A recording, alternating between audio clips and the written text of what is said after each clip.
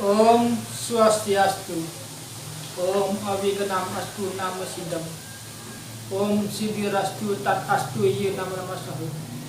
Baik pemirsa yang budiman, perkenalkan nama saya Ida Bagus Putu Wikrama, penyuluh non PNS Kecamatan Gunung Sari, Kabupaten Lombok Barat, tentang ajaran Samkhya Yoga dalam Hari Raya Saraswati.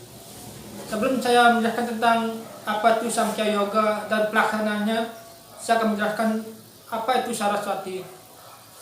Hari Raya Saraswati merupakan hari jatuhnya ilmu pengetahuan secara umum yang jatuh pada sanis cara pemanis buku atau gunung. Hari Raya Saraswati ini yaitu kita memohon pengetahuan, bimbingan agar kita dapat memberikan kejenanan, kediatmikan maupun widya. Baik, pada Hari Raya Saraswati kita melakukan sembah bakti maupun melakukan tapa brata. Namun melakukan tapa brata itu seperti apakah? Bagaimanakah kita untuk melakukan? Pada Hari Raya Saraswati pada pagi harinya kita melakukan munawasa atau upawasa, dan dimana kita tidak berbicara, tidak memakan maupun minum. Di sana kita melakukan pengendalian diri, dan dimana kita lakukan itu sesuai dengan ajaran Pancayama dan Niyamabrata.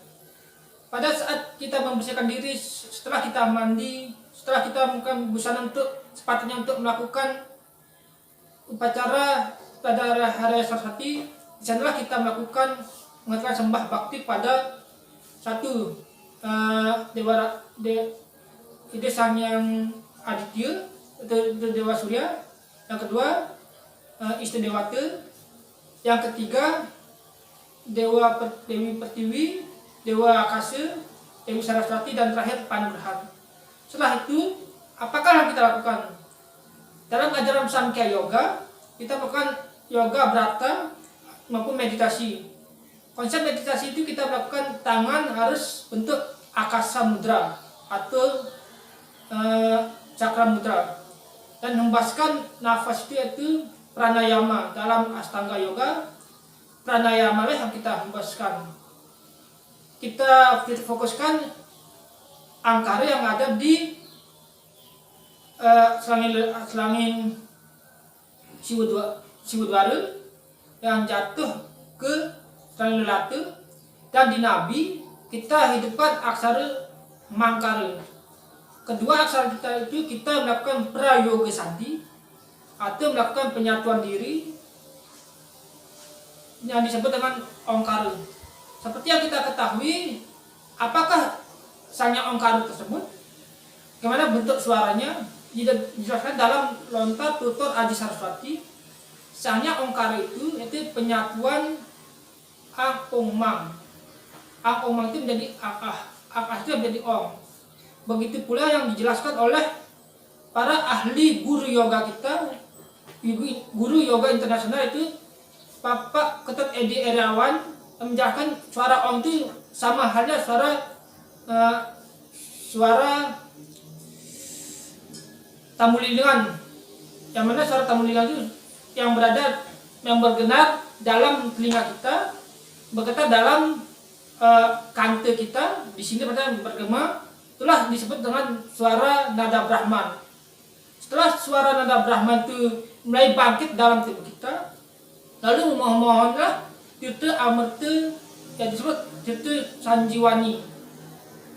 Tirta sanjiwani itu yang berada dalam penyatuan api dan air pada tubuh kita, yang mana si tirta sanjiwani itu yang berfungsi itu membersihkan aksara-aksara suci yang ada di tubuh kita. Kedua, membersihkan cakra-cakra yang ada di tubuh kita. Yang ketiga, menghidupkan aksara dan cakra yang ada dalam tubuh kita. Dan secara dokterin melakukan suara nada Brahman itu atau pranayama untuk membersihkan toksin-toksin yang ada dalam tubuh. Kedua, menyalurkan darah yang ada dalam tubuh kita. Ketiga, membersihkan organ-organ racun yang ada dalam diri kita. Selain itu, dalam ajaran Tapa Brata Haraya Saraswati, kita harus menjaga pikiran. Hidup mengapa kan? Karena pikiran itu dapat membuat kita jatuh dalam sengsara, dapat membuat jatuh kita dalam kebahagiaan. Dari pikiran inilah kita bersihkan bisa untuk memilah widya dan awidya. Yang kedua, perkataan. Perkataan inilah kita jaga.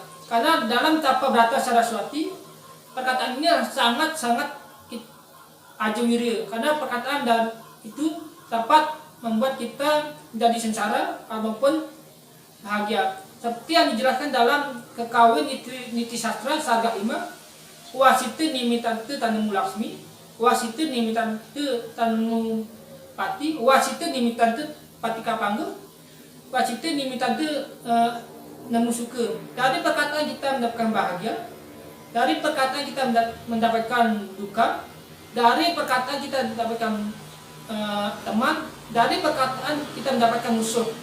Yang ketiga, tingkah laku.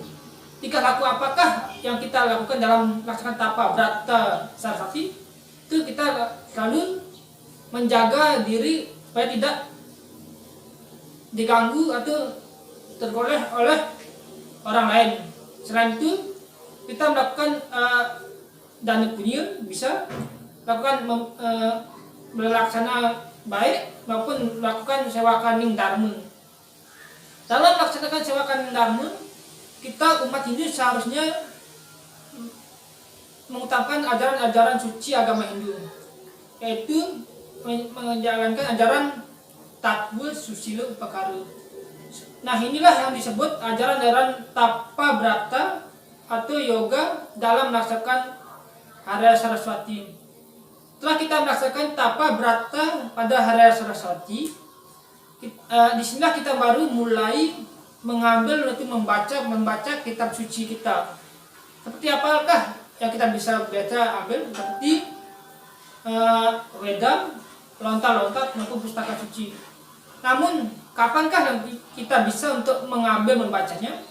Dalam lontar tutur Sri Aji Saraswati atau tutur Aji Saraswati menyatakan kita bisa mengambil pustaka suci itu pada saat dauh 02.00 itu pukul 2 siang. Mengapa demikian? Karena dijelaskan yang sira weruh ning Sanyang Aji Saraswati, weruh ning kaprajan niru, apan wenang ike amace pustaka, mapan ike kau panugrah dening Sanyang Aji Saraswati. Di kapan kita anemu amangguh amace sastra? Di kang dahning kalih atau di saat pada pukul 2.00 ike tanlian kawace akan dening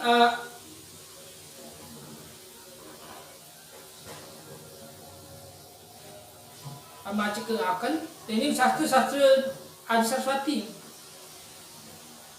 yang artinya kapankah kita bisa untuk membaca sastra Aji Saraswati? Bila siapa ingin mengetahui, ingin mempelajari sastra-sastra suci seperti hanya lontar-lontar maupun kitab suci Weda-Weda, di sanalah seharusnya membaca pada saat pukul 02.00, sudah lewat setengah hari, yang mana pada saat disebutkan juga pada saat bunga waru jatuh daunnya, di sana kita mulai.